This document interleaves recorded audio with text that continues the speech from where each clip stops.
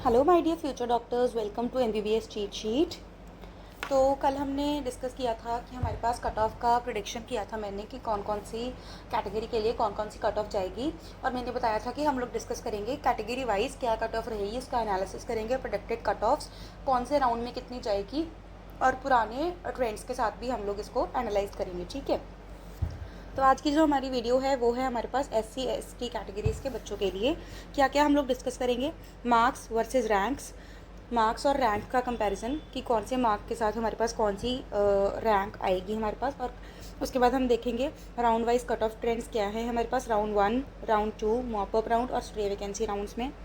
All India quota और state Kota में SC ST categories के लिए क्या बेनिफिट है और क्या फ़र्क है। रिजर्वेशन रूल्स हमारे पास क्या हैं SC ST कैटेगरीज़ के लिए जो उन्हें बेनिफिट प्रोवाइड्स करेंगे।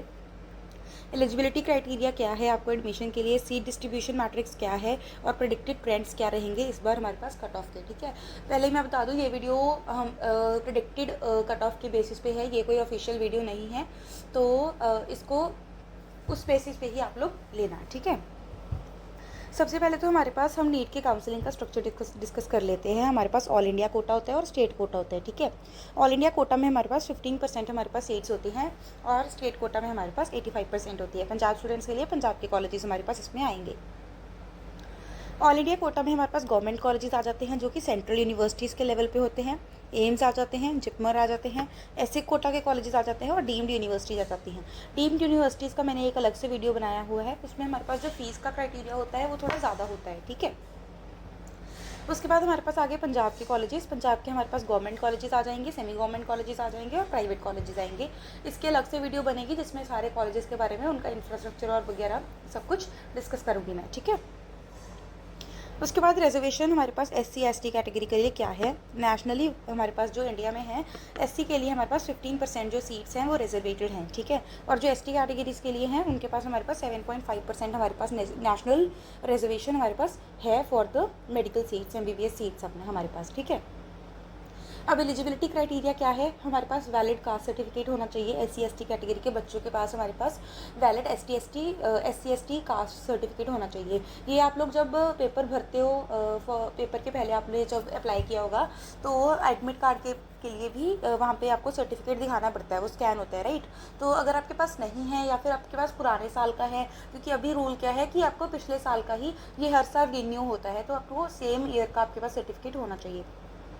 स्टेट से इशू होना चाहिए, जो स्टेट में आप रह रहे हो, इसका मतलब है स्टेट का डोमिसाइल सर्टिफिकेट होना चाहिए कि आपके पास स्टेट की रेजिडेंसी होनी चाहिए। पंजाब के बच्चों के लिए पंजाब का सर्टिफिकेट होना ज़रूरी है। ठीक है, उसके बाद आपको जो नीट का फॉर्म था आपने उसमें अगर आपने करेक्ट कैटेगरी भरी तो ही आपका ये फॉर्म चलेगा। अगर आपने नीट के फॉर्म में कैटेगरी जनरल भरी है और अगर अब आप काउंसलिंग में शो कर रहे हो कि SC ST है तो वो कॉन्ट्राडिक्टरी है। ठीक है, तो वो आपका शायद ही काम करे, मतलब काम नहीं करता है यूजली आपके पास। ठीक है, उसके बाद क्वालिफाइंग परसेंटाइल, मैंने कल भी बताया था, क्वालिफाइंग परसेंटाइल और हमारे पास जो सीट बेस्ड है उसमें बहुत फ़र्क है। क्वालिफाई का मतलब है कि किस नंबर्स पे आपका नीट पास है, इसके अगर इसके नीचे आएंगे तो आप नीट में क्वालिफाई नहीं कर रहे हो। और जो सीट के लिए आपको मार्क्स चाहिए वो तो बहुत ज़्यादा होते हैं क्वालिफाइंग मार्क्स से। सीट के लिए जो मार्क्स चाहिए वो काउंसलिंग मार्क्स होते हैं, वो हमारे होते हैं यूजुअली 550 अबव हमारे पास। ठीक है, और जो क्वालिफाइंग मार्क्स होते हैं वो तो बहुत कम होते हैं। फॉर एग्जाम्पल जनरल कैटेगरी के लिए 58 परसेंटाइल है, अगर 780 मार्क्स का पेपर है तो 360 मार्क्स ही चाहिए इनको क्वालिफाई करने के लिए। और अगर जनरल कैटेगरी की सीट की बात करें तो हमें 600 to 650 मार्क्स चाहिए सीट लेने के लिए। ठीक है, SC ST OBC कैटेगरी के लिए 48 परसेंटाइल चाहिए, मतलब कि 113 से लेके 143 तक अगर मार्क्स आ रहे हैं आपके तो आप पेपर क्लियर कर चुके हो। ठीक है, और PWD के लिए मतलब पीपल विद फिजिकल डिसेबिलिटी, इनके लिए 45 परसेंटाइल हमारे पास सीट के लिए क्वालिफाई के लिए चाहिए। ठीक है, अब हमारे पास आ गया राउंड वाइज ट्रेंड। हमारे पास अगर हम डिस्कस करें ऑल इंडिया कोटा का और स्टेट कोटा का, तो इसमें हम लोग डिस्कस करने वाले हैं 2025 के हमारे पास क्या मार्क्स रहे थे और इस साल हमारे पास क्या मार्क्स आएंगे। ठीक है, तो अगर हम ऑल इंडिया कोटा की बात करें तो हमारे पास राउंड 1 में हमारे पास जो मार्क्स चाहिए वो 520 to 560 चाहिए SC ST कैटेगरी के लिए। तो अब इसमें फ़र्क क्यों है, स्टेट में हमारे पास कम है और ऑल इंडिया कोटा में ज़्यादा है, क्योंकि ऑल इंडिया कोटा में सभी स्टेट्स के बच्चे अप्लाई करते हैं। ठीक है, ऑल इंडिया कोटा में हमारे पास सीट्स भी 15% है और वो सेंट्रल यूनिवर्सिटीज़ के अंडर आता है, इसलिए इसके मार्क्स भी हमारे पास थोड़े ज़्यादा होते हैं। ठीक है, अब राउंड 1 में हमारे पास 520 to 560 चाहिए ऑल इंडिया कोटा में, और स्टेट कोटा में हमारे पास चाहिए 480 to 530। राउंड 2 में 500 to 540 चाहिए ऑल इंडिया में, और राउंड 2 में स्टेट कोटा में हमारे पास 450 to 500 चाहिए। मॉपअप में हमारे पास जो राउंड 3 है, मतलब कि मॉपअप राउंड है ऑल इंडिया कोटा का, वहाँ पे 470 to 520 मार्क्स चाहिए। स्टेट कोटा में 420 to 470 मार्क्स चाहिए। स्ट्रे राउंड में जो लास्ट में सीट्स बच जाती हैं उसमें 430 to 500 मार्क्स चाहिए, और स्टेट कोटा में 380 to 450 मार्क्स चाहिए। एक्सपेक्टेड हमारे पास जो क्लोजिंग रैंक्स होंगी राउंड 1 की 35,000 से लेके 45,000 रैंक तक हमारे पास ओनली फॉर SC/ST कैटेगरी, ठीक है। राउंड 2 में 50,000 से लेके 70,000 तक, राउंड 3 में 80,000 से लेके 1.1 लाख तक, और 1.3 लाख प्लस राउंड्स हमारे पास वो उसमें स्ट्रे वैकेंसी में राउंड में आ जाएगी। वो तो एक लक बेस्ड भी होता है कि स्ट्रे वैकेंसी में आपको सीट मिल रही है कि नहीं मिल रही, क्योंकि तीनों राउंड्स में पहले ही फेल हो जाती है, बट स्ट्रे वैकेंसी में कई बार सीट्स हमारे पास पड़ी होती है जो कि डायरेक्टली फ्रॉम द कॉलेज आपको मिल सकती है, ठीक है। अब हम डिस्कस करते हैं कि SC/ST कैटेगरी की कट ऑफ गिरती क्यों है राउंड्स में, ठीक है। सबसे पहले तो रिजर्व्ड सीट्स है, मैंने ऑलरेडी आपको बता दिया, रिजर्वेशन 15% और 7.5% है SC और ST कैटेगरी के लिए रिस्पेक्टिवली, ठीक है। उसके बाद स्टूडेंट्स क्या करते हैं, अपग्रेड कर जाते हैं थ्रू स्टेट कोटा। जैसे उनको राउंड 1 में हमारे पास सीट मिली थी फॉर एग्जांपल GMC फरीदकोट में, ठीक है, तो राउंड 2 की काउंसलिंग में वो अपग्रेड करवा लेंगे GMC पटियाला में, तो GMC फरीदकोट की सीट तो खाली हो गई, तो GMC फरीदकोट में अब कट ऑफ तो फॉल करती है राउंड वाइज, आपको पता ही है, तो GMC फरीदकोट में अब कम मार्क्स वाला बच्चा जो है वो सीट गेन कर लेगा, ठीक है। सीट ब्लॉकिंग हो जाती है। सीट ब्लॉकिंग का मैं आपको आगे बताती हूँ कि क्या होता है सीट ब्लॉकिंग। और जो कुछ बच्चे होते हैं वो AIQ मतलब कि ऑल इंडिया कोटा की सीट्स पहले ले लेते हैं, उसको लीव करके स्टेट की सीट्स हमारे पास ले लेते हैं फिर, ठीक है। तो ऑल इंडिया कोटा की सीट भी खाली होगी, तो आपको जो काउंसलिंग राउंड है वो ना तो ऑल इंडिया कोटा का छोड़ना है ना कि स्टेट कोटा का छोड़ना है, बट प्रेफर आप लोग स्टेट कोटा का करना, क्योंकि आपका डोमिसाइल कंसिडर होगा वहाँ पर, ठीक है। उसके बाद हमारे पास कैटेगरी रैंक बहुत मैटर करती है। एक होती है हमारे पास ऑल इंडिया रैंक, वो हमारे पास नेशनल रैंक होती है नेशन वाइड, ठीक है। जो कैटेगरी रैंक होती है वो आपकी कैटेगरी के बेस्ड पे होती है, जो कि आपको बहुत काम देती है। क्यों काम देती है? क्योंकि आपकी रिजर्वेशन लग रही है, और बहुत सारे फैक्टर्स होते हैं। रूरल कोटा की जो कट ऑफ है वो भी हमारे पास कैटेगरी के बेसिस पे वो कम जाती है, बॉर्डर एरिया की बहुत कम जाती है, माइनॉरिटी सीट्स की कम जाती हैं। कॉलेज पे भी डिपेंड करता है। अब किसी कॉलेज में SC/ST कैटेगरी की कट ऑफ ज़्यादा जाती है, किसी में कम जाती है, तो आपकी कैटेगरी रैंक बहुत मायने रखती है इस चीज़ के लिए, ठीक है। अब मैंने बात बताई थी आपको seat blocking effect. Seat blocking effect क्या होता है? अब बच्चे क्या करते हैं, हमारे पास ऑल इंडिया कोटा में भी अप्लाई करते हैं, स्टेट कोटा में भी अप्लाई करते हैं। ऑल इंडिया कोटा में उनको सीट मिल गई फॉर एग्जांपल, ठीक है।